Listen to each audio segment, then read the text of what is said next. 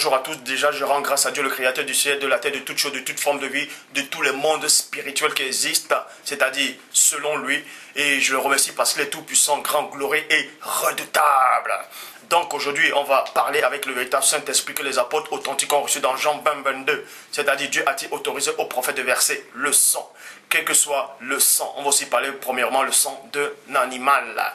Parce qu'il est dit dans Proverbe 19, 2 que le manque de sens n'est bon pour personne. Et dans Proverbe 25, 2, la gloire du Père est de cacher des choses et la gloire des rois est de sonder les choses. Et encore dans Deutéronome 29, 29 que les choses cachées sont au Père, les choses révélées sont à vous, sont aux créatures, sont aux humains. Mais ce Dieu grand, glorieux, terrible, dit dans Jérémie 33, 3, demande-moi, je te relèverai des choses cachées, des choses que tu ne sais pas. Et encore dans Matthieu 7, 7, demandez-le, on vous donnera, frappant, vous devrez chercher, vous trouverez. Et le Christ dit dans Jean 3, 11, nous disons ce que nous savons et on l'en rend témoignage de ce qu'on a vu. Et encore dans Jean 8, 32, vous connaîtrez la vérité et la vérité vous affranchira. Cette vérité va donc vous affranchir aujourd'hui. Parce qu'il y a plein de gens actuellement qui se posent des questions. Est-ce que les batailles que le peuple d'Israël a mené contre d'autres peuples, c'est-à-dire les Amoréens, bref, toutes ces batailles en fait sanglantes qui sont produites dans l'Ancien Testament, est-ce que le Père a-t-il réellement, premièrement, prémédité cela? Est-ce que Dieu avait donné cet ordre? Et aussi, est-ce que Dieu avait-il pris plaisir à ça? Donc plein de gens doutent par rapport à ça, et d'autres qui n'ont pas de connaissance disent que oui, Dieu a vraiment pris plaisir à ça, que les voies du Seigneur sont impénétrables. Donc, c'est pour ça que le frère Étoile d'Éphèse aussi a fait une vidéo par rapport à ça, en parlant de Moïse, où Moïse apporte la loi en disant tu ne tueras point, mais lui-même il tue. Et d'autres qui n'ont pas de connaissance disent que non, Moïse a bien fait de tuer. Bref, c'est donc le pourquoi je m'adresse à tous ceux qui me regardent actuellement dans le monde entier, car je sais que cette vidéo aussi va faire le tour de la planète Terre. Je vous exhorte à tous ceux-là d'aller regarder les vidéos d'Étoile d'Éphèse, car Dieu l'utilise aussi. Il va beaucoup vous apprendre par rapport à ces vidéos et ces messages de paix qui l'apportent. Donc, nous allons donc voir aujourd'hui. Pour ça, on va commencer dans Genèse chapitre 3 au verset 21 qui dit, là je prends Bible second 21. L'Éternel Dieu fit les habits de peau pour Adam et pour sa femme et il est mis. Là, il est précisé que Dieu a fait des habits de peau. Et ces peaux-là, c'était les peaux de quoi? Donc, pour ça, on va repartir dans la traduction King James français qui dit, on parle de Dieu fit des manteaux de peau. Donc Dieu fit des manteaux. Maintenant, on quitte de Bible second 21 qui dit peau. Et ensuite, on va, Bible second 21 parle des habits de peau. Et traduction King James française parle des manteaux. Donc les habits, on change maintenant, on dit ce sont des manteaux. Dans la Bible Ostéval, Dieu fit des robes de peau. Dieu fit des robes de peau. Donc, on vous apprend que les habits que Dieu a fait à Adam et Ève, c'était des longues robes. C'était des longues robes. Virgule. Traduction du mot nouveau, il est dit Dieu fit de longs vêtements de peau. Dieu fit de longs vêtements de peau. Tandis que Bible français courant dit Dieu fit des vêtements de peau de bête. Dieu fit des vêtements de peau de bête. Donc, le but de ce message aujourd'hui, c'est par rapport au sang, le sang versé. Donc, tous ceux qui viennent accuser Dieu en disant que Dieu a tué un animal pour prendre de la peau des animaux pour revêtir Adam, nous allons donc voir si Dieu a réellement tué un animal. Parce qu'il est expressément dit que Dieu fit. Dieu fit. Et ce fit-là, par rapport à la Genèse, c'est-à-dire depuis la création du monde, depuis Genèse 1.1, jusqu'à la formation d'Adam, jusqu'à la période d'Adam, le fit, F-I-T, ça veut dire créer par rapport, je dis bien par rapport à depuis la création du monde jusqu'à Adam. Je dis bien, on s'arrête à Adam.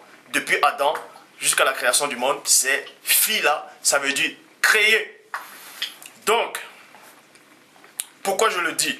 Dans Genèse chapitre 1 au verset 16, il est dit, Dieu fit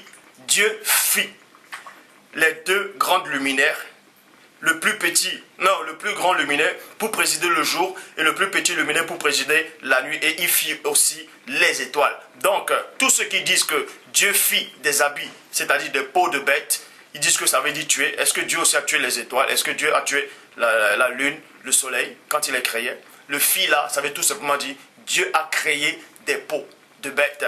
Dieu n'a pas tué un animal pour faire des habits avec, il a plutôt créé des habits de peau d'animaux. Il a créé des habits de peau. Parce qu'il est tout puissant. Il est grand, glorieux, terrible et redoutable. Donc, Dieu n'a pas tué un animal à la Genèse quand il a revêti Adam et Ève dans Genèse 3, 21. Parce qu'il est dit dans Psaume chapitre 8 au verset 3. Quand je contemple les cieux, l'ouvrage de tes mains, la lune, les étoiles que tu as créées. Et on vous apprend que Dieu a créé cela dans Genèse 1, 16. C'est-à-dire, Dieu fit. Et le fit là, dans Psaume chapitre 8, verset 3, on vous apprend que c'était créé. Maintenant, plein de gens vont peut-être essayer de prendre le verset dans Genèse 4, 4, où il est dit, et Abel de son côté en fit. Vous voyez, vous allez aussi, des gens vont dire, mais est-ce que quand par rapport à Abel, il est écrit fit, est-ce que le fit là, ça veut dire que Abel aussi a créé? Non. C'est pour ça que j'ai bien expressément précisé avec l'Esprit de Dieu que le début de la Genèse jusqu'à Adam, on s'arrête à Adam, le fit là, du début de la Genèse jusqu'à la période d'Adam lui-même, le fit, ça veut dire créer. Maintenant, ce qui vient après Adam, le fit maintenant là, ce n'est pas créé par rapport aux humains. C'est pour ça, dans Genèse 4, 4, il est dit, et Abel de son côté en fit. Vous voyez, en fit et non créé. En fit une des premiers-nés de son troupeau et de leur graisse. Bible en français courant, dans Genèse 4, 4, il est dit, Abel de son côté apporta en sacrifice. Le mot fit n'apparaît plus maintenant, c'est en portant en sacrifice des agneaux, premier-né, il est précisé que c'était des agneaux, premier-né de son troupeau dont il offrit au Seigneur les meilleurs morceaux. Et on vous dit que le Seigneur accueillit favorablement Abel et son offrande. Donc vous allez comprendre ici que la toute première personne dans l'histoire de la création qui a versé le sang, c'est Abel. Ce n'est pas Caïn, c'est Abel. Pour ceux qui ne connaissent pas, c'est Abel qui est le premier humain qui a versé le sang. Parce qu'il a tué un animal. Il a tué, comme la Bible François Courant le dit dans Genèse 4, 4, il a tué des agneaux. C'est lui le premier être vivant qui a versé le sang. Et on vous dit néanmoins que Dieu a pris plaisir à ça, selon ce qui est écrit dans la Torah, dans l'Ancien Testament. Mais nous allons réellement voir, selon l'Esprit de Dieu, si Dieu vraiment dans sa présence prend réellement plaisir à ça. Parce que l'animal, quand Abel a tué l'animal, l'animal souffrait. L'animal aussi a des sentiments, a des émotions. Si vous ne savez pas, l'animal ressent la douleur. Est-ce que Dieu prenait plaisir à ce que l'animal agonise pour qu'on lui offre cela? Nous allons donc entrer dans les mystères de la révélation du Père. Ésaïe chapitre 1 au verset 11, il est dit, qu'ai-je à faire de la multitude de vos sacrifices? Point d'interrogation. Dit l'Éternel, je suis rassasié. Maintenant, on vous dit ici que Dieu est rassasié. Rassasié ici, ça ne veut pas dire que Dieu mange jusqu'à ce qu'il est plein. Non, là, c'est une métaphore. On va expliquer cela. Donc, quand il dit qu'il est rassasié, ça veut dire qu'il est fatigué de ça. Hein? Je suis rassasié des holocaustes, de béliers et de la graisse des veaux. Je ne prends point. Vous voyez? Et non, je ne prends plus. Parce que si on disait je ne prends plus plaisir, ça voulait simplement dire que Dieu prenait plaisir à ça. Mais il dit je ne prends point. Et quand il dit je ne prends point, ça veut dire qu'il n'a jamais pris plaisir à ça. Parce que c'est lui ce qui crée les mots, les langages dans Genèse 11, 7. Donc, je ne prends point plaisir au sang des taureaux, des brebis et des boucs. Donc, Dieu vous dit ici qu'il ne prend pas plaisir au sang des taureaux, des boucs, des animaux. Donc quand on égorge un animal pour l'offrir à Dieu, pour vous, vous allez dire, ah c'est bien, mais est-ce que vous êtes placé à la place de cet animal? Le Christ a dit, ce que vous voulez qu'on vous fasse à vous, faites ça aux autres. Ce que vous voulez pas qu'on vous fasse, ne faites pas ça aux autres. Est-ce que vous avez demandé la permission à l'animal qu'on voulait l'égorger? Est-ce que vous voulez qu'on vous égorge à la place de cet animal? Est-ce que vous vous êtes mis à la place de cet animal qui ressentait la douleur? Non. Bref, là, on va juste entrer dans un domaine que plein de gens ne touchent pas. Et ensuite, dans Psaume chapitre 50, au verset 7 à 9, il est dit, écoute mon peuple, je te parlerai, Israël, et je t'avertirai, point, je suis Dieu, ton Dieu. Ce n'est pas pour tes sacrifices que je te fais des reproches. Plein de gens vont lire ça et vont dire, ouais, Dieu ne fait pas des reproches à Israël par rapport à l'immolation des animaux, tout ça là, quand on égorge des animaux, hein, que Dieu ne fait pas reproche à ça. Ça veut dire que si Dieu ne fait pas reproche à ça, c'est que Dieu prend plaisir à ça. Non, ce n'est pas ça. Parce qu'Israël avait commis un péché. Israël avait abandonné Dieu. Et maintenant, ils ont eu des fléaux. Ils ont eu des fléaux. Parce que constamment, ils égorgeaient les mouilles. Bref, ils égorgeaient des animaux, ils faisaient des incubations à la reine du ciel, tout ça là. Et vous pouvez aussi voir ça dans Jérémie 17. Non, plutôt pas dans Jérémie. Dans Lévitique 17, 7. Où ils offraient des sacrifices aux démons en forme de bouc à pan. Dans d'autres versions, on parle des satyres. Dans d'autres versions, on dit le démon en forme de bouc, on dit des démons, on dit des idoles. Ça dépend des traductions des Bibles. C'est pour ça que quand Israël a senti que Dieu s'est fâché contre lui, eux, ils croyaient que c'était par rapport au sacrifice, c'est-à-dire premièrement à ces sacrifices qu'ils faisaient. Mais Dieu dit ici, ce n'est pas pour tes sacrifices que je te fais des reproches. Tes holocaustes sont constamment devant moi. Je ne prendrai pas un taureau dans ta maison, ni des boucs dans tes bergeries. Versets 10 à 13. Car tous les animaux des forêts sont à moi. Toutes les bêtes des montagnes, par milliers. Je connais tous les oiseaux des montagnes, et tout ce qui se meut dans les champs m'appartiennent. M'appartient, virgule. Si j'avais faim, virgule. Dieu vous dit ici que s'il avait faim, ça veut dire que Dieu n'a pas faim. Dieu ne mange pas. Dieu n'a pas besoin de ça. Il est au-delà de cette condition-là. Si j'avais faim, je ne te le dirais pas. Car le monde est à moi et tout ce qui se renferme. Est-ce que je mange la chair des taureaux? Est-ce que je mange la chair des taureaux? Dieu vous dit ici, est-ce qu'il mange la chair des taureaux? Est-ce que je bois le sang des boucs? Est-ce que je bois le sang des boucs? Donc, maintenant, tout ce que je venais de dire, c'est une introduction. Maintenant, on va entrer dans le cœur, dans le vif même du sujet. Dieu dit qu'il ne boit pas le sang des boucs. Il ne mange pas la chair des taureaux. Donc Dieu ne mange pas des animaux. Il ne mange pas ce qui est vivant. Bref, que ce même du pain, Dieu ne mange pas. Il n'a pas besoin de ça. Est-ce que maintenant les anges aussi, qui sont auprès du Père, les anges de Dieu, est-ce qu'eux aussi, ils mangent la chair des animaux?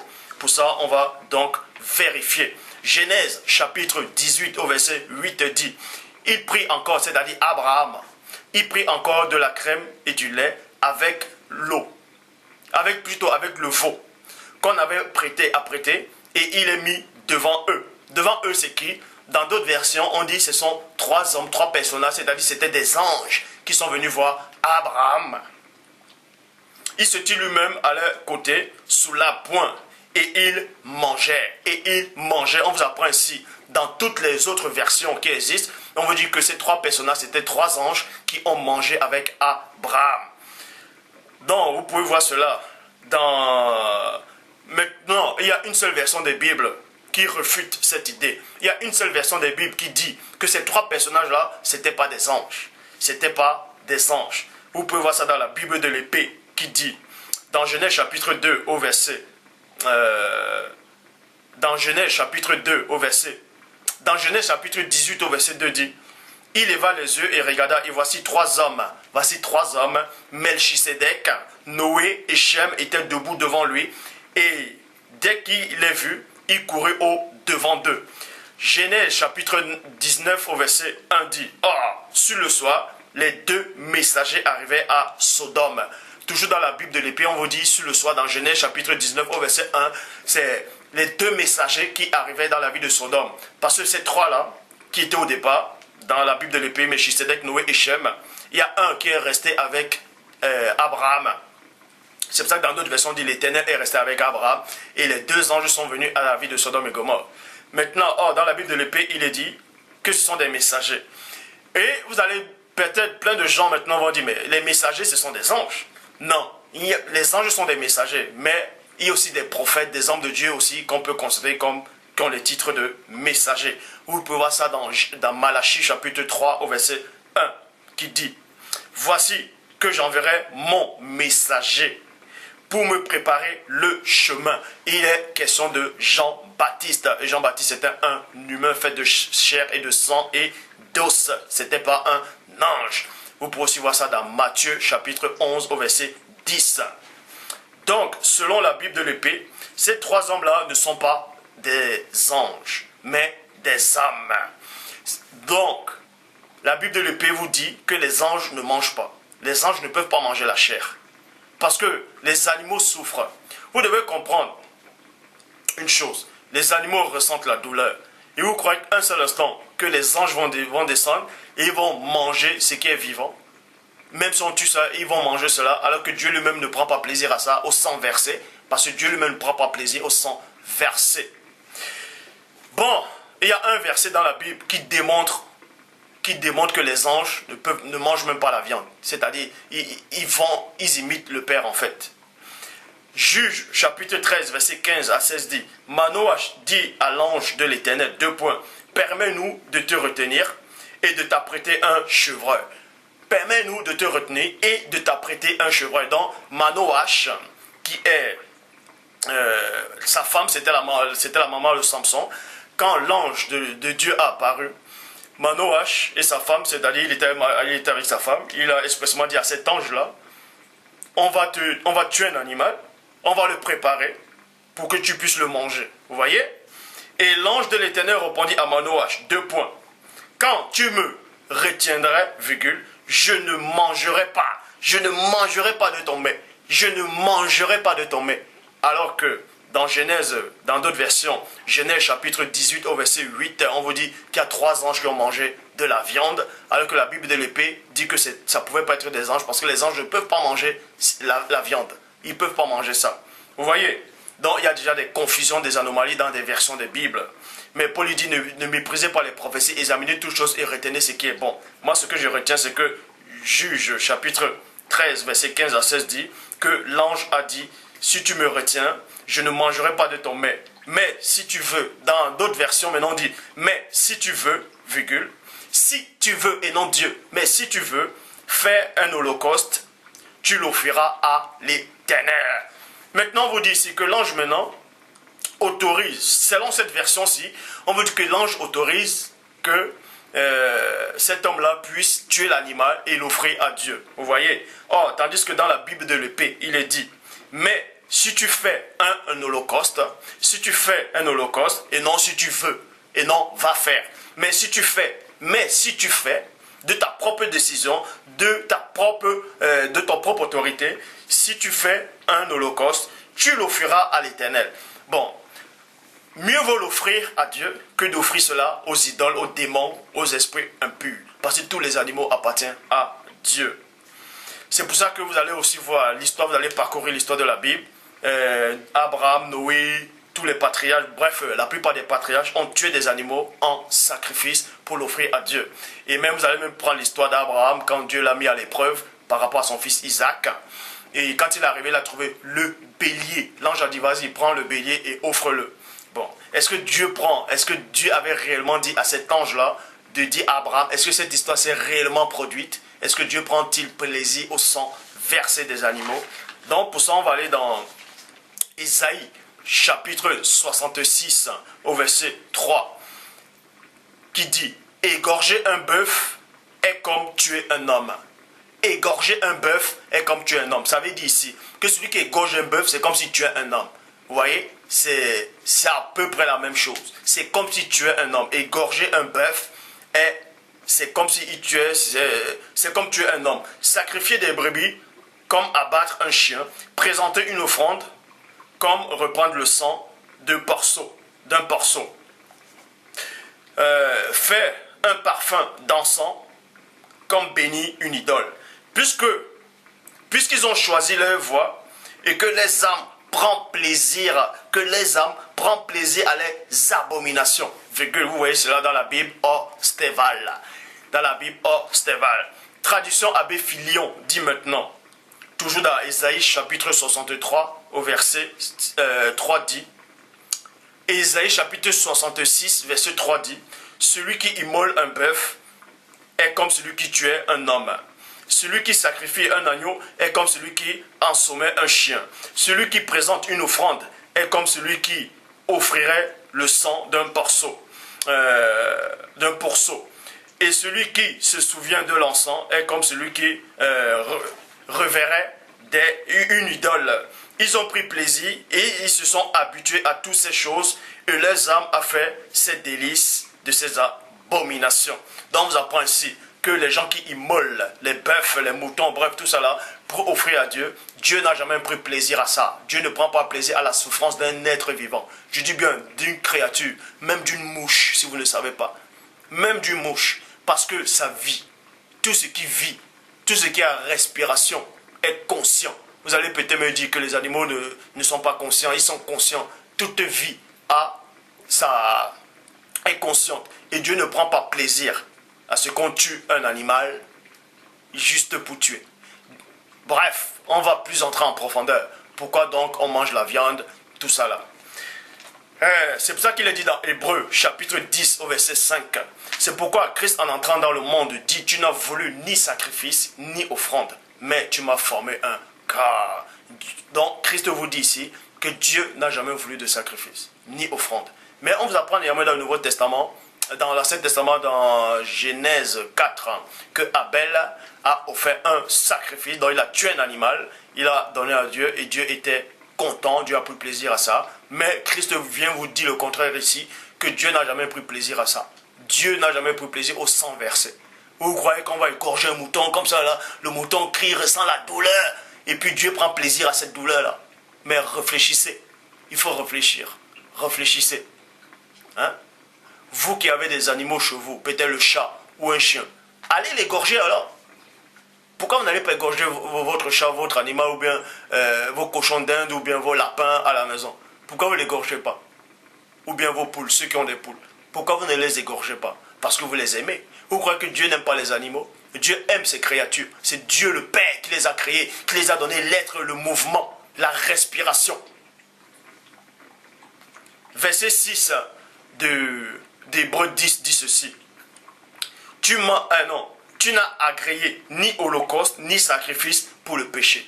Maintenant, les gens vont dire, ceux qui n'ont pas de connaissance, vont dire, non, Dieu a refusé ces genres de sacrifices par rapport uniquement au péché. Non. C'est pour ça qu'il est dit dans le verset 8 d'Hébreux 10. Après avoir dit d'abord, d'abord c'est quoi? Il a dit premièrement, avant de parler du sacrifice pour les péchés. C'est pour ça qu'il a dit, après avoir dit d'abord, tu n'as voulu et tu n'as agréé ni sacrifice ni offrande. Virgule, il y a une virgule. Donc Dieu n'agrée pas les sacrifices et les offrandes qu'on lui offre. Parce que Dieu n'aime pas le sang versé. Dieu n'aime pas le sang versé. Donc, si vous croyez que vous allez tuer un mouton pour faire plaisir à Dieu, Dieu ne prend pas plaisir à ça. Parce que Dieu sait ce que cet animal ressent, cette douleur-là. Quand vous attrapez un animal pour l'égorger, pour l'immoler, pour l'offrir à Dieu, l'animal a un cœur. Le cœur bat. L'animal a peur. Et Dieu ne prend pas plaisir à ça. Parce que Dieu crée toute forme de vie. Il l'a créé par amour. Et ensuite, on dit virgule, ni holocauste, ni sacrifice pour le péché. Donc, ces deux-là, Dieu ne prend pas plaisir à ça, de tuer des animaux par rapport au sang versé. Vous pouvez voir dans l'Ancien Testament, on dit, ou soi-disant, il est écrit que Dieu a dit à Moïse, à Aaron, de tuer le bouc, de prendre le péché des enfants, bref, il y avait des immolations par rapport au péché, on effaçait le péché et puis ça se renouvelait à chaque fois. Je vous le dis, je le répète et je pèse mes mots. Dieu n'a jamais approuvé ça. Dieu n'a jamais approuvé ça. Je le dis. Dieu n'a jamais approuvé cela. C'est pour ça que Christ est le bon berger. Il donne sa vie pour ses brebis. Je vais vous donner une révélation. Vous allez peut-être dire que Dieu a tant aimé le monde qu'il a donné son Fils, afin que quiconque croit en lui ne périsse pas, mais qu'il ait la vie éternelle. Donc, Dieu a permis que le Christ vienne saigner. Donc, que Dieu a pris plaisir que Christ meure. Non. Christ est le bon berger. Le bon berger, c'est quoi? Il a les brebis, les moutons, les chèvres, tout ça là. Et c'est lui qui donne la vie pour ses brebis. Alors qu'on vous apprend que Abel lui l'a tué, on vous dit Abel lui l'a tué les agneaux.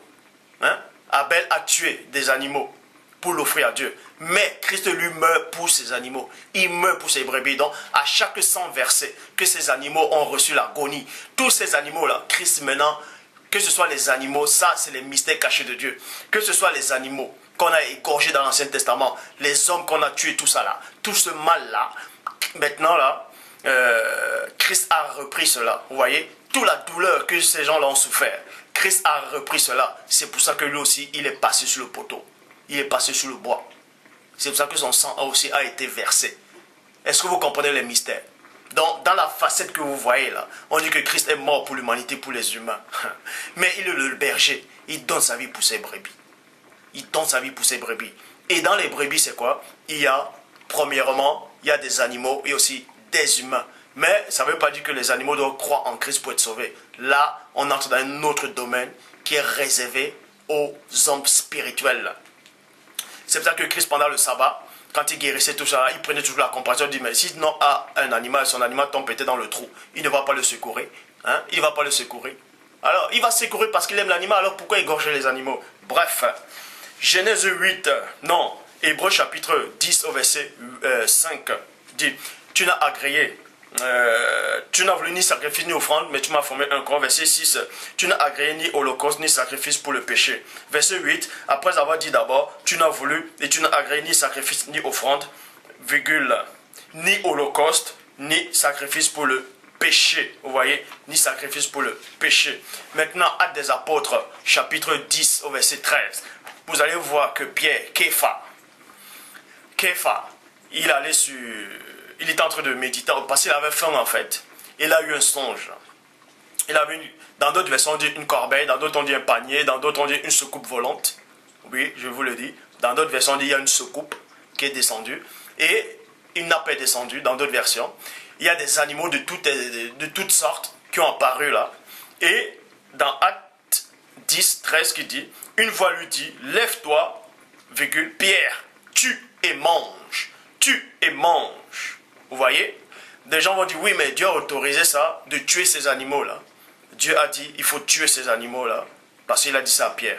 Vous allez comprendre que Dieu ne parlait pas à Pierre de tuer des animaux. C'est-à-dire, ces animaux-là, c'était un enseignement. Ce songe-là que Pierre a eu, c'était une vision. Parce que si, dans votre compréhension humaine, vous pensez que c'était des animaux qui étaient réels, faits de chair et de sang, on vous dit que c'était une vision.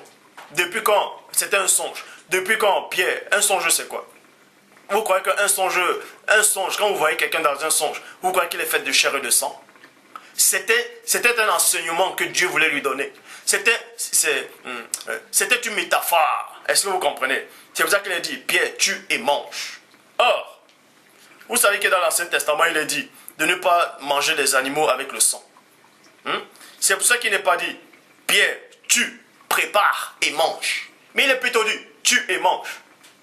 Donc, si c'était vrai, Pierre allait tuer, boum, il allait manger cru. Si le mot tue, prépare et mange n'apparaît pas, c'est que Dieu sait pourquoi il a permis que le mot préparer n'apparaisse pas. Il le sait. Parce qu'il est au-delà du temps et de l'espace, au-delà des circonstances, au-delà de vos connaissances, au-delà de toute somme de connaissances. Bible du semeur, il a entendu une voix qui lui disait, lève-toi, Pierre, tue ces bêtes et mange-les. Tue ces bêtes et mange-les. Mais nulle part le mot apparaît, tue-les, prépare et mange-les. Vous allez me dire, oui, mais ça veut dire ça. Non, le mot préparer n'apparaît pas. Point barre. On parlait ici par rapport à Corneille. C'était par rapport à Corneille. Vous voyez? C'était un enseignement. Parce que Dieu dit dans Job 33, 14 qu'il parle cependant tantôt d'une manière, tantôt d'une autre, et l'on y prend point garde. Job 33, 14. Donc, c'était par rapport à Corneille. Et maintenant, quand on dit tu, on peut vous tuer par la parole. C'est-à-dire, quand la parole vous a franchi votre vie d'avant. Parce que ces animaux-là, que Pierre avait vus dans un songe, étaient considérés comme des animaux impurs. Et maintenant, on devait les tuer par la parole. Vous voyez? La parole vous tue, donc on vous cloue avec le Christ. Et là, maintenant, cette parole-là vous nettoie. Maintenant, manger, là, c'est quoi? Ça vous nettoie. Parce qu'il est dit dans Hébreux 4.12 que la parole de Dieu est vivante, efficace et plus tranchante qu'une épée quelconque à deux tranchants, pénétrant jusqu'à partager âme, esprit, jonctueux et moelle. Vous voyez? Et plus tard, on vous apprend que Pierre est allé, il a bel et bien parlé de Dieu, il a parlé du royaume à Corneille et il a reçu de l'esprit. Donc, c'est donc ça. Maintenant, on va aller dans Genèse chapitre 9 au verset 3 qui dit, Genèse chapitre 9 au verset 3 qui dit, toute chose qui se meut ayant vie, vous sera, vous voyez, vous sera pour viande. Je vous ai donné toutes choses de même que l'herbe verte. Je vous ai donné toutes ces choses de même que l'herbe verte. Vous voyez cela dans la traduction King James française. Maintenant, on va aller dans la Bible des semeurs qui dit, toujours dans Genèse chapitre 9 au verset 3, « Tout ce qui remue et qui vit vous servira de nourriture, au même titre que les légumes et les plantes. » 2 points. Je vous donne tout cela. Donc, dans Genèse chapitre 9 au verset 3, vous apprend que selon la Bible, selon l'Ancien Testament, selon la Torah, que Dieu a autorisé à l'homme pour la toute première fois dans l'histoire de la création de manger la viande. Parce que Adam ne pouvait pas manger la viande. Et je vais vous expliquer pourquoi. Donc vous allez donc me dire, bref, on va donc expliquer pourquoi l'homme ne mangeait pas la viande au début de la création et pourquoi il a mangé la viande. Qu'est-ce qui s'est passé pour qu'il puisse manger de la viande selon les Écritures. Maintenant, on va aller dans la Bible en français courant qui dit « Tout ce qui remue et qui vit pourra, voyez, pourra vous servir de nourriture comme je vous l'avais donné, comme je vous avais donné l'herbe verte. Je vous donne maintenant tout cela. » Dans la bonne version dit ici, dans Bible française courant, qui dit « Tout ce qui remue et qui vit pourra. » Pourra. Est-ce que vous comprenez? Le mot pourra là, c'est très important. Ça veut dire que l'homme n'est pas obligé de tuer la bête pour manger. Le mot pourra. Dieu a dit pourra parce que la nature, la condition de l'homme avait changé. C'est la même phrase qu'il avait dit à Adam. Tu pourras manger tous les arbres du jardin. Tu pourras manger. Tu pourras manger le fruit. C'est-à-dire, tu pourras. Mais Adam n'était pas obligé de manger. Mais Dieu dit néanmoins, je vous donne cela. Comme je vous donne cela. Je te donne à Adam de manger des fruits, de manger tout ça là. Mais il a néanmoins dit, tu pourras manger. Tu pourras. Ça ne veut pas dire que tu es obligé. Donc, la même Bible dit encore maintenant, dans la Bible en français courant, tout ce qui se remue et qui vit pourra vous servir et non doit. Vous voyez? Et non doit, mais pourra vous servir de nourriture. Maintenant, vous allez comprendre qu'il y a 3 dimensions. Il y a 3 étapes. Il y a 3 niveaux. Il y a 3 sortes de nourriture qui existent dans la création. Dans la réalité de Dieu. La première nourriture, c'est la parole. Et c'est la nourriture de l'esprit. Est-ce que vous comprenez? La première nourriture, c'est l'esprit. C'est-à-dire, c'est la parole. Parce que l'homme ne vivra pas uniquement de pain, mais de toute parole qui sort de la bouche du Père. Donc, la nourriture de l'esprit, c'est la parole de Dieu. Maintenant, il y a la nourriture de l'âme. Parce que Adam, dans Genèse, chapitre 2, au verset 7, le Seigneur Dieu forma l'homme du limon de la terre. Il souffla dans ses narines un esprit de vie. Vous voyez? Et l'homme devint une âme vivante. Adam était une âme vivante, donc il était dans la condition astrale. C'est pour ça qu'il ne pouvait pas manger de la viande. Il ne pouvait pas manger de la viande. Et la nourriture d'Adam par rapport à cette condition d'âme, même comme il était dans la chair, par rapport à cette condition d'âme, la nourriture de l'âme, bon maintenant, dans la condition de la chair, c'est des fruits, des légumes, des fruits, des légumes, des plantes, tout ça là. Là, c'est pour ça que Adam et les animaux aussi pouvaient manger des plantes. Les animaux pouvaient manger des plantes. Les animaux pouvaient manger des plantes. Ils pouvaient manger des plantes. Même les lions pouvaient manger des plantes. La preuve, pour tous ceux qui viennent en Afrique, pour tous ceux qui ont eu des chiens à la maison, vous avez dû voir quand le chien est malade. Quand le chien est malade, il va manger des plantes. Il va manger des herbes pour se puger. Parce qu'il revient à la source. Il revient à la source. Ils le savent. Il revient à la source. Mais maintenant, l'homme, vu que l'homme s'est égaré dans la chair, sa nature a changé. Sa nature a complètement changé. C'est pour ça qu'il peut manger de la viande. Parce qu'il est devenu chair. Il est devenu viande de lui-même. Et la viande attire la viande. C'est pour ça que Satan dit à Dieu dans Job, po. Donc, Genèse chapitre 9 au verset 5. Mais néanmoins, vous allez comprendre que dans la présence de Dieu, l'homme ne devait pas tuer un animal. l'homme ne doit même pas manger l'animal. L'homme ne devait pas manger un animal. L'homme, dans la présence de Dieu, l'homme ne doit pas manger un animal. C'est parce que l'homme est sorti des plans de Dieu qu'il doit maintenant manger l'animal. Parce que sa nature a changé. Sa condition a changé. Vous voyez? Sa condition a changé complètement. Mais, quand vous allez porter des nouveaux corps, vous n'aurez même plus besoin de manger la viande ou des plantes, tout ça là. La nourriture sera spirituelle. Les aliments spirituels. Ça va être un autre plan.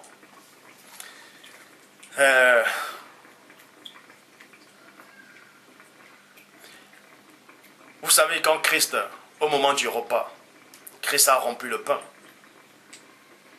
Donnez-moi un verset où il est dit que Christ a mangé la viande. Toutefois, je ne dis pas que le verset n'existe pas, ou bien que ça existe. Je veux juste que vous me donnez un verset où il est dit que Christ a mangé de la viande. Mais vous ne devez pas ignorer qu'il est dit néanmoins que Christ a fait la multiplication des pains et des poissons. Donc, il a néanmoins donné des poissons, c'est-à-dire des formes de vie, en forme de poissons, aux gens de manger. Parce que le même Christ aussi a dit à ses apôtres, lancez le filet là, à cet endroit, parce qu'il y avait des poissons. Bref. Mais vous allez comprendre que dans la présence de Dieu, tout ça ne doit pas être. Parce que la condition de l'homme a changé. C'est pour ça que Christ dit aussi, rendez à César ce qui est à César, et à Dieu ce qui est à Dieu. Il faut rendre au corps ce qui est au corps. Que celui qui a des oreilles pour comprendre, que Dieu puisse l'ouvrir, l'esprit pour comprendre. Genèse chapitre 9, au verset 5, dit, votre sang aussi, virgule, qui est votre vie, j'en demanderai compte. J'en demanderai compte à tout animal qui aura tué un être humain. Donc Dieu vous dit ici, virgule, Dieu vous dit ici, qui va redemander compte à tout homme qui aura versé le sang de son semblable. Il va aussi demander compte aux animaux qui auront tué des humains. Les animaux aussi, Dieu, ils vont rendre compte à Dieu. À tout le sang versé qu'ils ont fait aux humains. Est-ce que ça veut aussi dire que Dieu va juger les animaux? Peut-être Dieu va juger un lion qui a tué des zèbres pour manger. Mais la parole dit uniquement ici que Dieu va demander le sang de tout homme que l'animal aura versé. Il n'est pas dit ici que Dieu va demander le sang à tout animal, le sang de l'animal que l'animal a versé. Mais toutefois, je ne dis pas que Dieu ne le demanderait pas aussi. Parce que la justice doit s'adresser à toute forme de vie. Bon, Genèse chapitre 9 au verset 5. Votre sang aussi, qui est votre vie, j'en demanderai compte et j'en demanderai compte à tout animal qui aura tué un être humain, comme à tout être humain qui aura tué son semblable, je demanderai compte de vos vies, de la vie de l'homme. Verset 6 de Genèse 9. Si quelqu'un repent le sang de l'homme, virgule, si quelqu'un repent le sang de l'homme, virgule, son sang aussi sera répandu par l'homme. Donc, on vous dit ici que si quelqu'un tue un humain aussi va tuer cet homme qui a tué. Bon, pourquoi? Parce qu'il est dit dans Matthieu chapitre 26 au verset 52. Alors le premier-né lui dit, il dit à qui? Il dit à Képha, à Pierre, remets ton épée à sa place, car tous ceux qui prendront l'épée périront par l'épée. Ça veut dire que si Pierre avait un seul instant tué ce soldat-là, on allait aussi le tuer avec l'épée. Donc, vous allez sûrement comprendre. Ce soldat-là, qui vous dit que ce soldat-là avait tué des gens avant? Ou bien ce soldat n'avait pas tué? Toujours est-il que Pierre a pris l'épée. Pierre voulait tuer cet homme-là en défendant le Christ. C'est pour ça que Christ dit, quiconque vous tuera rend un culte à Dieu. Dieu ne prend pas plaisir au sang. Dieu ne prend pas plaisir au sang. C'est pour ça, vous voyez même les Moïse, les David, tout ça là, ils ont soi-disant fait des batailles pour Dieu, pour l'honneur de Dieu, pour défendre Dieu. Mais celui qui est mieux placé que quiconque, qui est l'image du Père, Pierre voulait le défendre, comme les prophètes ont voulu défendre Dieu. Mais Christ a dit quoi? Ne le fais pas. Ne le fais pas. Ne le fais pas. parce que ce n'est pas dans la présence de Dieu. Exode chapitre 20 au verset 13 dit, tu ne tueras point. Là, c'est la loi morale. Et Christ n'a pas aboli la loi morale. Christ ne peut pas abolir la loi morale, puisque lui-même il est soumis à ça. Parce que dans la loi morale, il a dit, tu ne combattras point. Nombre chapitre 25 au verset 16 à 17. L'Éternel parla à Moïse, et dit, 2 points. Traite les Madianistes en ennemis et tue-les. Dieu dit à Moïse, tu ne tueras point. Et plus tard, dans Nombre 25, verset 16 à 17, il demande à Moïse de les traiter comme des ennemis et de les tuer. C'est donc quel Dieu ça? Est-ce que c'est réellement sorti de la bouche de Dieu? Pour ça, on va donc vérifier si ces propos-là viennent vraiment de Dieu. Parce qu'il est dit dans Jérémie 8.8, c'est bien en vain qu'ils sont mis à l'œuvre la plus mensongère du scribe. Nombre chapitre 31. Nombre chapitre 31, verset 16 à 17. Vous allez voir qu'il y a eu de peuples d'Israël qui sont égarés à cause de Balaam. Vous voyez? Et selon Nombre, Dieu a envoyé les peuples d'Israël d'aller faire la guerre aux Madianistes, de les tuer, de les traiter en ennemis, parce qu'à cause d'eux, ils ont abandonné Dieu. Vous voyez? À cause d'eux, ils ont abandonné Dieu. C'est pour ça qu'il est dit dans Nombre 31, verset 16 à 18, voici, ce sont elles qui suivent la parole de Balaam. On n'a pas dit ici que ces femmes-là, elles sont venues faire pécher les enfants d'Israël d'elles-mêmes, de leur propre initiation, de leur propre volonté, de leur propre initiative. Mais on vous dit néanmoins que c'est à cause de Balaam, c'est sur la parole de Balaam. Et on sait que Balaam était un devin, un prophète. Et donc un prophète avait le pouvoir. Un prophète, quand il dit une parole sur toi, c'est-à-dire, ça agit en toi. Donc la parole de Balaam a bel et bien agi sur les Madianistes, a bel et bien agi sur ces femmes-là. Alors, pourquoi maintenant on condamne ces femmes-là? Alors que c'était sur la parole de Balaam. Balaam aussi, on l'a zigouillé, on l'a tué. Bref, voici, ce sont celles qui, sur la parole de Balaam, ont entraîné les enfants d'Israël à l'infidélité envers l'Éternel dans l'affaire de Paro. Et alors éclata la plaie dans l'assemblée de l'Éternel. Point. Vous voyez? De l'Éternel. Maintenant, tuer tout mâle, c'est-à-dire tuer tout homme, tout mâle. Maintenant, c'est Moïse qui parle. Hein. C'est Moïse qui parle. Vous allez voir quelque chose. Maintenant, tuer tout mâle parmi les petits-enfants, virgule. Tuer tout mâle parmi les petits-enfants. Et tuer toute femme qui a connu un homme en couchant avec lui, mais laissée en vie pour vous, toutes les filles qui n'ont point connu la couche d'un homme. Déjà, vous allez voir ici que Christ n'a jamais pris plaisir à ça. Pourquoi? Parce que Christ dit, tout ce que vous voulez qu'on vous fasse, vous faites ça aux autres. Tout ce que vous ne voulez pas qu'on vous fasse, ne faites pas ça aux autres. Ça veut dire quoi? Quand Moïse dit aux hommes d'Israël de prendre des femmes, c'est-à-dire vierges, vous voyez, de prendre cette femme-là, est-ce que Moïse a demandé la permission à ces femmes vierges, des clans, des Madianistes, des ennemis, qu'elles voulaient ces enfants d'Israël? Est-ce qu'on a demandé leur avis? Non. On les a pris par force. Maintenant, on va soit les violer, soit coucher avec elles, même si elles ne sont pas consentantes. Vous voyez? Parce qu'elles ont peur. Or, Christ dit quoi? Ce que vous voulez qu'on vous fasse à vous, ne faites pas ça aux autres. Faites ça aux autres. Ce que vous ne voulez pas qu'on vous fasse, ne faites pas ça aux autres. Vous voyez? Donc, Moïse donne les ordres qui ne vont pas de pair avec la parole, les pensées de Christ. Point barre! Parce que cette parole-là ne vient pas de Dieu. Je le dis haut et fort. Quand vous lisez dans l'Ancien Testament où Dieu dit « Allez tuer, allez massacrer les enfants, allez massacrer, allez prendre les terrains des gens, allez prendre les maisons des gens, vous allez casser tout ça là. » Ça ne vient pas de Dieu, je le dis. Ça ne vient pas de Dieu. Dieu n'a jamais dit ça. Même si c'est écrit là, je le dis, Dieu n'a jamais dit ça. Parce que Christ contredit tout cela. Pourquoi? Regardez donc, il est dit dans Nombre 31, 16 à 18, vous voyez, qu'elles ont fait pécher les enfants d'Israël. Maintenant, le plus important, c'est quoi? Il dit, Moïse dit, tuez, maintenant tuez-les, tuez tout mâle, parmi les petits-enfants. Moïse, vous devez savoir une chose. Moïse donne l'ordre en disant de tuer tous les petits-enfants. De tuer tous les petits-enfants. De tuer tous les petits garçons, les petits-enfants.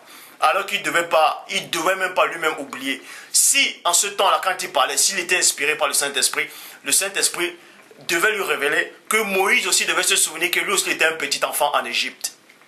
Et qu'on voulait le tuer. Mais on l'a épargné la vie. Vous voyez ça dans Exode, chapitre 2, au verset 6. C'est la fille de Pharaon. Or, quand vous regardez les films des 10 commandements de Moïse dans les films, on va dire que c'est la sœur de Pharaon. Or, la Bible dit que c'est la fille de Pharaon. Exode, chapitre 2, verset 6. Elle l'ouvrit et vit l'enfant. Cet enfant, c'était qui? C'était Moïse, c'était Moïse. C'était un petit garçon qui pleurait. Point. Et elle eut pitié. Et elle en eut pitié. Et elle dit, c'est un enfant des Hébreux. Et plus tard, on vous apprend quoi? Qu'elle a adopté Moïse comme son propre fils. Alors, pourquoi Moïse aussi ne pouvait pas laisser la vie à ces petits-enfants-là quand il a dû tuer ses petits-enfants? Ces petits-enfants aussi avaient peur. Ces petits-enfants pleuraient. Alors, il ne pouvait pas se souvenir que la fille de Pharaon, soi-disant, on dit que l'Égypte, ce n'est pas le peuple de Dieu. Alors, ses ennemis, alors, pourquoi ils ont laissé la vie sauve à Moïse? Pourquoi la fille de Pharaon a eu pitié de Moïse? Et pourquoi Moïse, lui, maintenant, là, quand il grandit plus tard, il voit les petits garçons, il n'a pas pitié d'eux? Pourquoi? Vous voyez? Vous voyez? Ça s'appelle manque de reconnaissance. Et Christ n'est pas ainsi. Christ n'est pas ainsi. Je vous le dis. Christ n'est pas ainsi.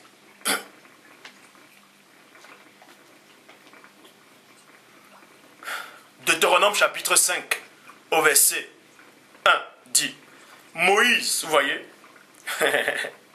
maintenant on va quitter dans Nombre, on va maintenant dans Deutéronome. Vous allez comprendre que durant tout ce temps, Moïse a fait tuer des gens.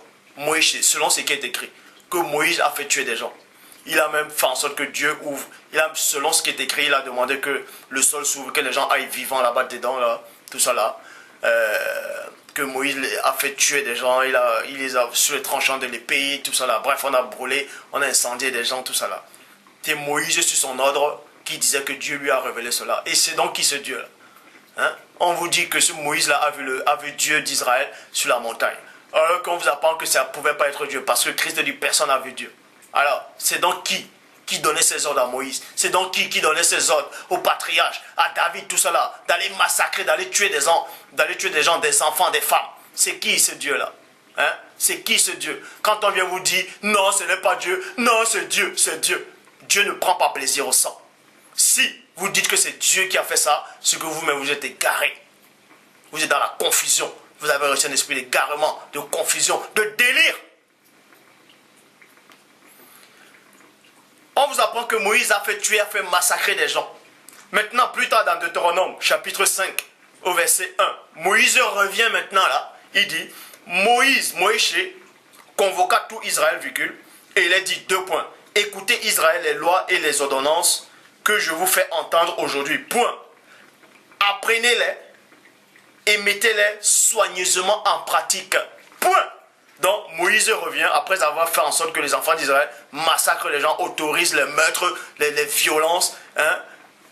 Les violences, même le viol. Je dis le viol parce que quand vous allez en bataille, vous prenez des femmes étrangères, vierges, quand vous couchez avec elles, ça s'appelle le viol parce qu'elles ne sont pas consentantes, elles ont peur.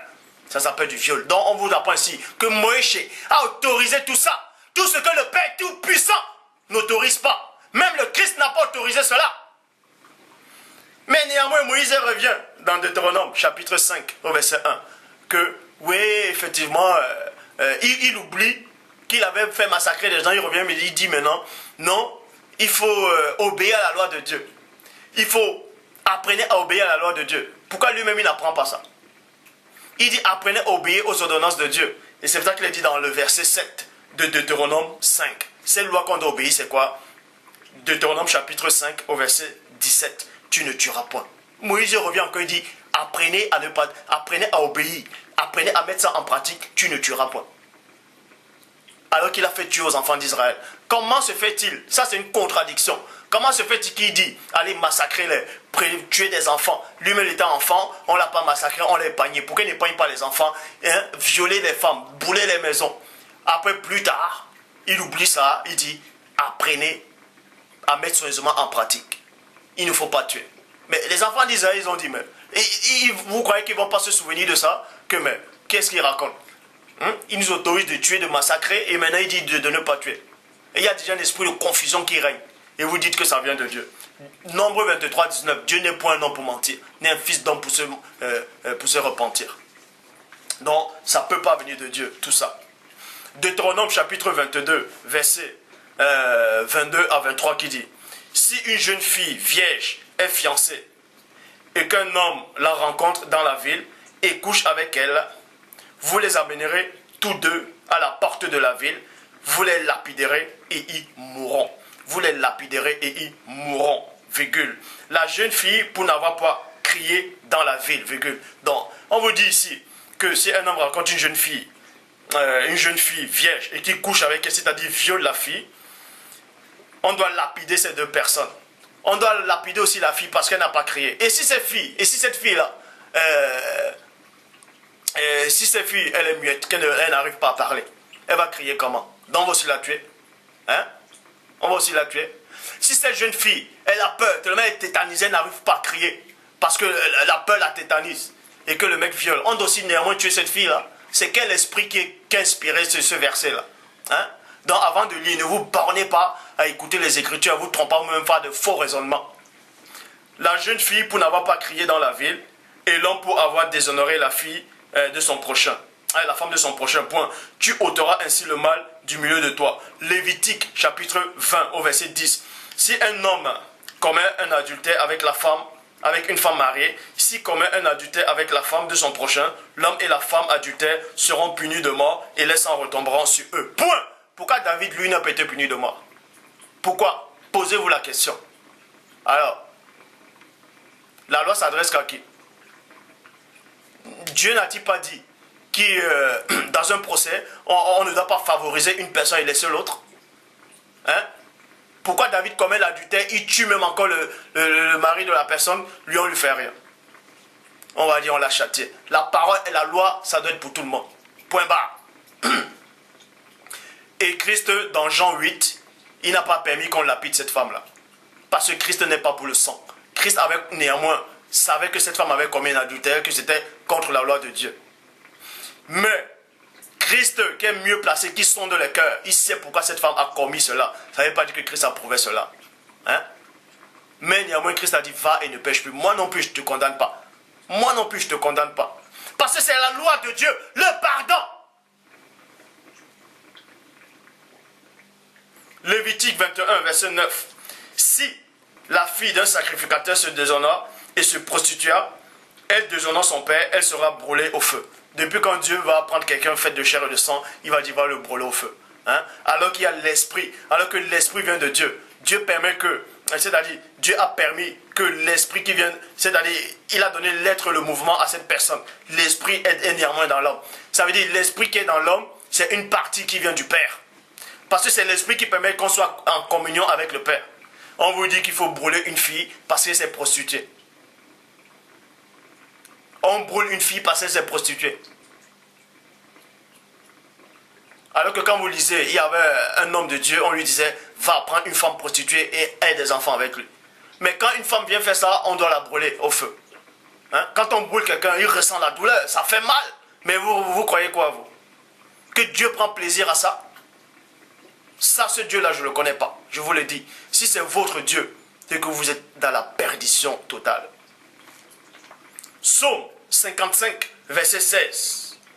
Que la mort les surprenne. C'est David qui prie. Tout le temps, il priait par rapport à ses ennemis. Non, Dieu, tue-les. Envoie-les un esprit d'égarement. Non, que la mort les surprenne. Vous voyez? Que la mort les surprenne. Ça veut dire que la mort doit te surprendre. Tu n'as même plus le temps de, t'as même pas eu le temps de te repentir. Hein? Dans la mort doit te surprendre, tu dois mourir dans ton péché. Ça, c'est David qui le dit. Ça, c'est David dont, soi-disant, il est écrit que Christ est son fils. Fils de David. Bref, que la mort les surprenne, qui descendent vivants dans le séjour des morts. Psaume 59, verset 14. Détruis-les dans ta fureur. Détruis-les et qu'ils ne soient plus. Qui sache que Dieu règne sur Jacob jusqu'aux extrémités de la terre. Ézéchiel, maintenant, on va vous donner la pensée de Dieu lui-même. Ça, c'est les pensées de David. Ça, c'est les pensées de Moïse, de Jacob, d'Abraham, tout ça, de tous ces hommes-là qui ont fait la guerre. Maintenant, ces pensées-là, ça ne m'intéresse pas. Ce qui m'intéresse, c'est ce que Dieu lui-même pense. Dieu dit dans Ézéchiel, chapitre 18, au verset 23. Ce que je désire, virgule. On vous dit le désir de Dieu. Le désir, c'est quoi? Il désire quelque chose. Ce que je désire, est-ce que le méchant meurt? Point d'interrogation.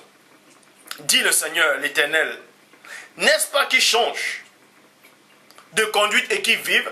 Alors, tous ces prophètes qui ont commis des atrocités, tous ces prophètes qui ont massacré, soi-disant les ennemis, pourquoi ils n'ont pas demandé à Dieu de les pardonner?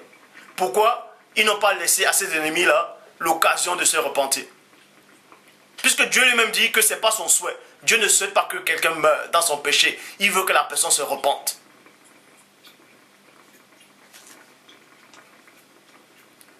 Les prophètes n'ont pas donné les occasions à ces gens de se repentir. Or, Christ donnait l'occasion à chacun de se repentir. Il donnait l'occasion, même aux pharisiens, je le dis. C'est pour ça qu'il dit, si vous ne croyez même pas en moi, croyez aux choses que je fais. Parce que quand ils vont croire, ils vont voir que Christ vient de paix. Et là, ils vont accepter. Christ a tout fait, je dis bien tout fait, pour que tout soit sauvé. Mais c'est détracteur. Mais les autres prophètes, soi-disant, vous êtes contre eux, on vous massacre. Vous lisez même David un moment, il y a des gens qui ont tué, soi-disant l'ennemi de David, c'est-à-dire le fils de Saül. Ils sont venus apporter la tête à David, et David a dit quoi? David les a fait couper les mains et les pieds. Hein? Ça c'est quoi ça? C'est un esprit de Dieu qui est en lui, qui prend plaisir à ça. Bref, Matthieu chapitre 12 au verset 7 dit, si vous saviez ce qui signifie deux points, je prends plaisir à la miséricorde, et non au sacrifice, vous n'auriez pas condamné des innocents. Les enfants que Moïse a fait tuer là, c'était des innocents. On dit bien c'était des enfants. C'était des enfants. C'était des innocents. Est-ce qu'ils avaient quoi à voir là-dedans? C'est pour ça que Christ vient condamner ce que Moïse a dit. Matthieu chapitre 12 verset 7. Si vous saviez ce qui signifie deux points, je prends plaisir à la miséricorde. Dieu prend plaisir à la miséricorde et non au sacrifice. Vous n'aurez pas condamné des innocents. C'est-à-dire qu'en ce moment, quand Moïse donnait cet ordre, il n'était pas dans la pensée de Dieu. Ce n'était pas l'Esprit de Dieu qui l'inspirait. Je le dis haut et fort. Maintenant, on va dans Matthieu chapitre 9, verset 13. Apprenez ce qui signifie deux points. Je prends plaisir à la miséricorde et non au sacrifice, car je ne suis pas venu appeler les justes, mais les pécheurs. Matthieu chapitre 5, verset 43 à 45. Vous avez appris qu'il a été dit, deux points. Vous avez appris et non, vous avez appris que Dieu a dit. Mais vous avez appris qu'il était dit, deux points. Tu aimeras ton prochain et tu haïras ton ennemi, point. Mais moi, je vous dis deux points. Aimez vos ennemis, bénissez ceux qui vous maudissent, faites du bien à ceux qui vous haïssent et priez pour ceux qui vous maltraitent et qui vous persécutent, afin que vous soyez fils de votre Père qui est dans les cieux, car il fait pleuvoir, car il fait lever son soleil sur les méchants et sur les bons, et il fait pleuvoir sur les justes et les injustes. Donc on vous apprend ici que Christ n'a jamais pris plaisir au sang versé. Christ n'a jamais pris plaisir à tout ça, à toutes ces guerres-là, soi-disant que ça venait de Dieu. Christ a démontré que ça ne pouvait pas venir de Dieu. Christ a démontré cela. Donc, à chaque fois qu'il est dit que Dieu a dit allez tuer, allez massacrer là, ça ne peut pas venir de Dieu. Je ne sais pas quel est l'esprit là qui est venu inspirer ces gens-là, qui est venu inspirer là, soi-disant ces prophètes-là, mais ça ne pouvait pas venir de Dieu. Ça ne pouvait pas venir de Dieu. Ça ne pouvait pas venir de Dieu. Mais maintenant, Dieu seul peut prendre la vie. Parce que Dieu donne, Dieu reprend. Hein? Si Dieu envoie un ange de vous frapper, bah, vous mourrez sur le coup. C'est normal. Parce que Dieu donne la vie et Dieu reprend. Mais ce n'est pas l'homme qui donne la vie, donc l'homme n'a pas à reprendre la vie. N'a pas à prendre la vie de quelqu'un. Est-ce que vous comprenez? Christ vient de condamner tout ça. Vous avez appris que Moïse, dans la loi, il a dit vous avez la lettre de répudiation. Mais moi, je vous le dis. Hein? Christ n'a jamais pris plaisir à tout ça. Je le dis encore. Je le répète. Donc pour tous ceux-là qui acceptent, qui disent que la Bible est à 100% la parole de Dieu, vous êtes contre Christ. Vous n'avez pas Christ, vous n'avez pas le Saint-Esprit. Parce que la parole de Dieu a été introduite dans la Bible et les hommes ont rajouté des choses, les idées, les pensées. et les actions. Et les actions. Toute écriture n'est pas inspirée de Dieu, mais toute écriture inspirée de Dieu, qui est inspirée de Dieu, ça c'est bon. Est-ce que vous comprenez? Que Dieu vous garde.